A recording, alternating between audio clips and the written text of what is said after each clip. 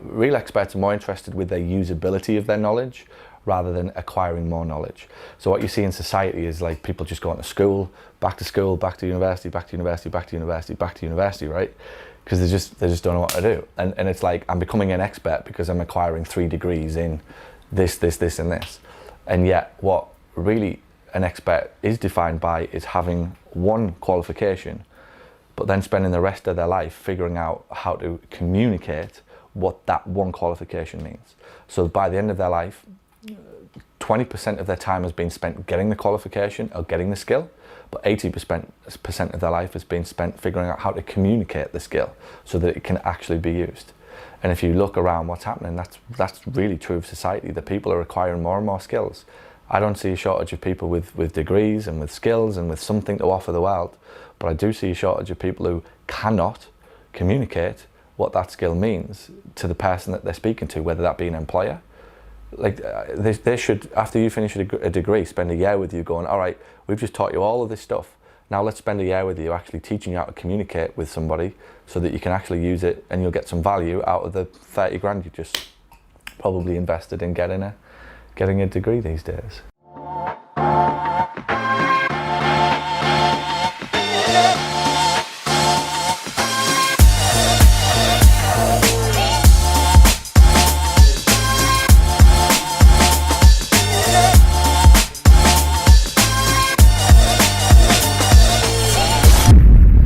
Very rarely to do with money, it's very rarely to do with the time that's available to them. It's nearly always that I thought you were going to do this, or I thought physiotherapy was this, and you've just spoke to me about something else completely different. And it could be that you spoke more about pain, you spoke more about we'll help a foot problem, and they're thinking, why do you want to play golf? So their disconnect there is actually the reason that they wouldn't go ahead 8 out of 10 times. The problem, how many years are you out of school now? Just graduated. So the problem of coming out of school into private practice is you get taught medically, you get taught to speak about the bones and the foot and the muscles and the ligaments and dorsiflexion and, is it plantar flexion? I forgot these days. You get taught to speak about all of these things that to the patient it's like, what the hell is that? I don't want dorsiflexion, I just want my foot to move. It's like, it's one of them, you know. I don't want my VAS score down, I just want to be out of pain. I just want to be able to walk further. So it's always back to basics, and that's what all I'll ever try and do in these, when I'm back, is just help you come back to basics. Because I'm never going to teach anything new. I haven't gone off and learned a whole load of new things over the last however many years of doing this thing. What I found more and more of working with businesses, and doing this now all over the world, is the actual biggest problem is they forget the basics. They forget to do what they're already told to do. So with you, it's nice to be able to do it with you for the first time. I'll get as many sessions as I can over the next few weeks when I'm back. But for you who've been around for a long time, it's often just a reminder of back to basics. That you'll find your communication just goes off on a tangent. You say one thing one day and you get away with it, and then all of a sudden 6 weeks later, what you used to say is completely different from the thing that you were taught to do. And you find that because of the numbers kind of correct you when you're looking at things like your orthotics or your conversions from discovery. And you almost can reset yourself when you see that the orthotics are not getting sold, or well, why did we sell 6 pair of orthotics in February and none in August?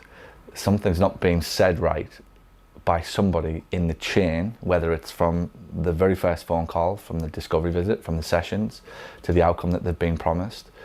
It's often that even as a physio, the questions will elicit better answers if they just come for pain relief and they just come for getting their foot moving again, versus tell me more about golf. If you've spent 6 sessions connecting with somebody about golf, or you've spent 6 sessions connecting with a hiker who wants to be in the woods, up in Gisborne somewhere, that person is significantly more likely to want to buy the product that will support that outcome, because it's been relevant to them all the way through the sessions. Does that make sense?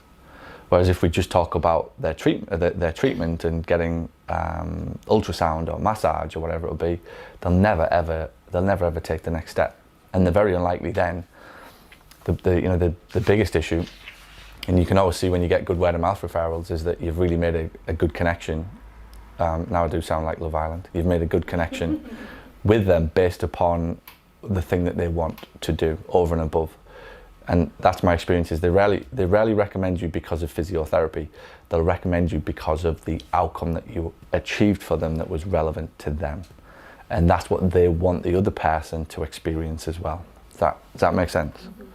So if it's just about the physiotherapy and just about we did good in terms of treatment and you did good in terms of massage, or even we did good in terms of customer service, they very rarely actually recommend the product like we want them to, but they'll recommend the feeling that they've got as a result of the product, which is physiotherapy, because they want that other person to experience that. That makes sense?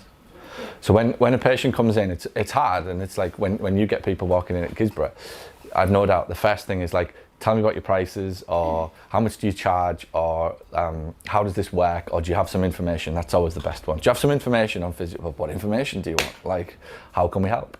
It's hard because they want to talk logically to you. They want to talk about the product, and very quickly we've got to get them off to talking about what life looks like after the product. It's almost, the product is irrelevant, or the service in our case is completely irrelevant. They just don't know how to ask anything else.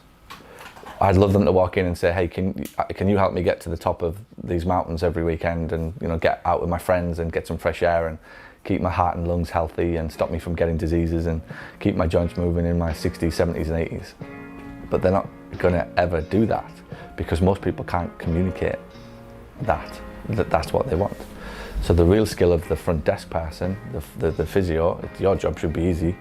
If she does head job right, or we do the front desk, we do the front desk right. That's why I say it's always the most important.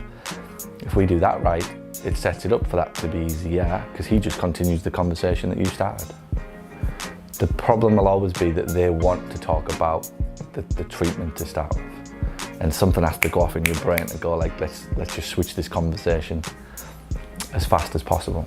They just don't know what else to ask. I've said it many times on trainings I've done. It's like the guy goes up to the girl in the bar, and what's the first thing he asks?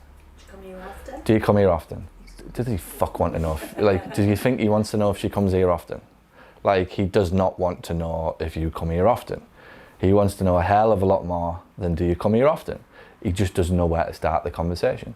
And what happens if he asks, do you come here often? She says no. Oh yes. And it's like, well, where do you go from there? And this is awkward, and now there's uncomfortable silences, and this isn't gone very far, and it's like, oh shit, this girl doesn't like me. It's like, well, no, you just didn't know how to ask her the right questions. And it's kind of pretty true of patients. They just don't know how to ask the right questions. So our job is always to ask or answer the questions that they should have asked, so that it opens up a conversation about the thing that they ultimately want, not the thing that we do. Does that make sense?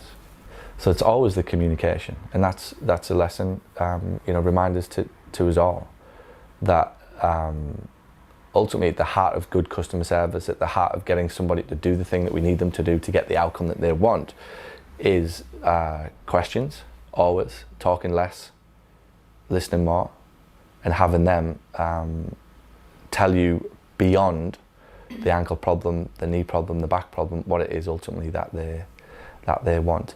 And a failure to do that is ultimately what you see on this board. So that's how we make, that's how it becomes relevant. One way or another, it's all dressed up under communication, or back to the start of this, expectations. That if my expectation wasn't my expectation of physiotherapy is a certain thing before I call you, and then I speak to Becky, or I walk in and I speak to Emily in Gisborough, if she communicates with me in a way that isn't congruent with what my current expectation is, and she doesn't take the time to help me change that expectation or see that expectation differently over a 15-20 minute phone call, you'll see the arrival rate drop off. Yeah? Because the arrival rate is dependent upon Emily, because if I call you and I make a decision to come to the clinic, my arriving is predicated on what happened on that call, nothing else. Now there'll be anomalies, there'll be random illnesses and car crashes and so on, but if you see that become a car crash in and of itself, that it plummets to 80%, it's obvious that somebody isn't doing a good job with communicating or matching up the expectation for what the patient wanted versus what we think we're offering. So all of the questions back to tell me again, what are you looking for? How can we help? How long have you suffered? What do you really want to achieve? Have you had physiotherapy before? Massive questions. Somebody walks into Gisborne and says, hey, tell me about, give me some information. Absolutely. Just before we tell you what we do, have you had physio before? Because if I don't know what your experience is of my thing, I'm going down like a horrible rabbit hole of potentially explaining something to you that is the complete opposite of what you walked in here thinking physiotherapy was. And if I don't ask you that question, I'm assuming that you know all about exercises and whether we do hands-on treatment and whatever else. It may be that the person who walks into Gisborne has come from a bad experience in a hospital and walks through and says, give me some information, and you start saying, well, the price is this, and half-an-hour sessions, and we can get you in on a night, and we're open on a weekend, and we're all qualified, and so on. That's usually the information at the surface level that, if we're not careful, we give out. When really what they're looking for is, how are you different to the NHS option?